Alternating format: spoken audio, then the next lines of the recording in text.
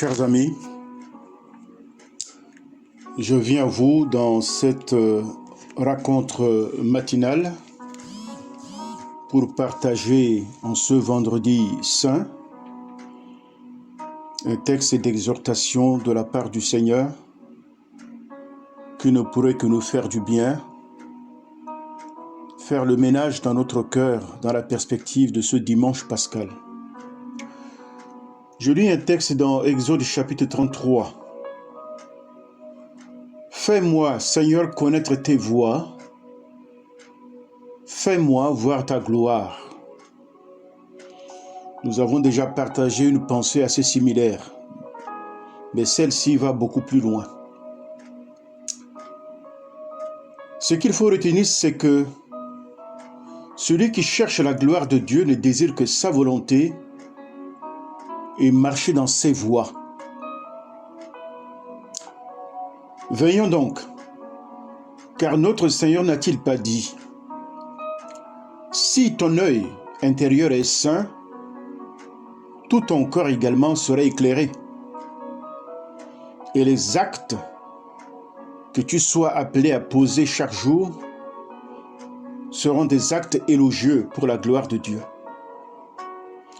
Quand la vue humaine n'est pas voilée, quand l'œil intérieur ne regarde que dans une direction, tout l'être entier suit cette direction.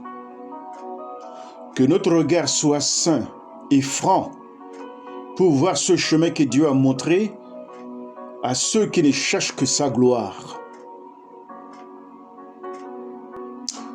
Ton sentier n'est peut-être pas facile, mais pourvu que cela soit dans la volonté de Dieu, alors tu jouiras d'une sécurité parfaite et sa gloire paraîtra dans ta vie. Dieu a montré ses voies à Moïse, son serviteur. Mais souvenez-vous, ce chemin était rempli d'obstacles.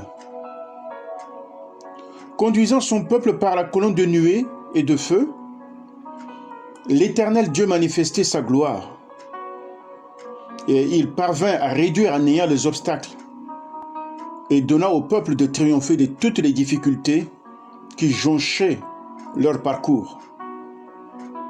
Il en sera de même pour toi.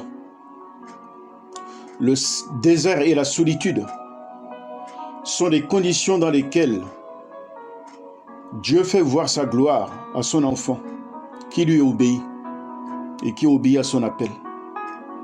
N'aie pas peur de la solitude. La solitude est un atout pour te rapprocher davantage de Dieu.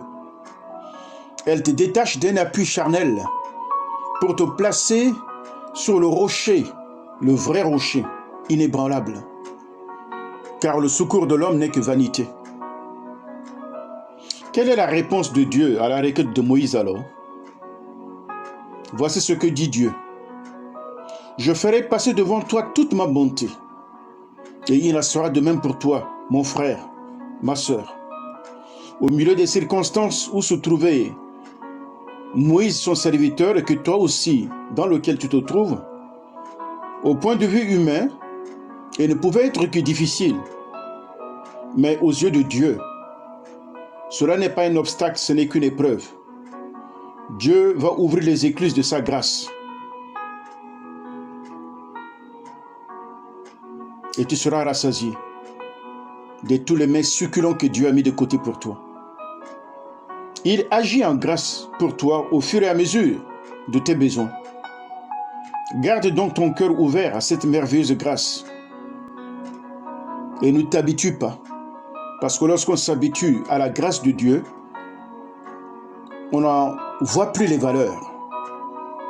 Nous sommes tellement habitués à écouter la parole de Dieu que nous ne voyons plus la profondeur de la parole.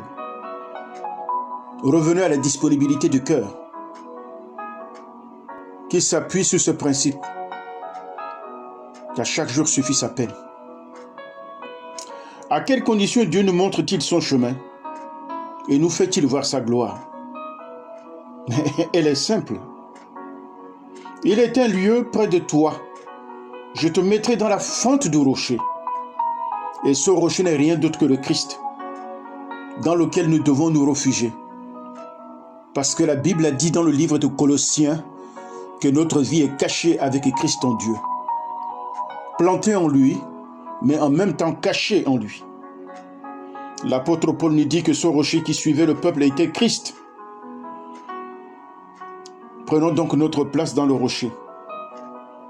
C'est le lieu où nous sommes vraiment en sécurité.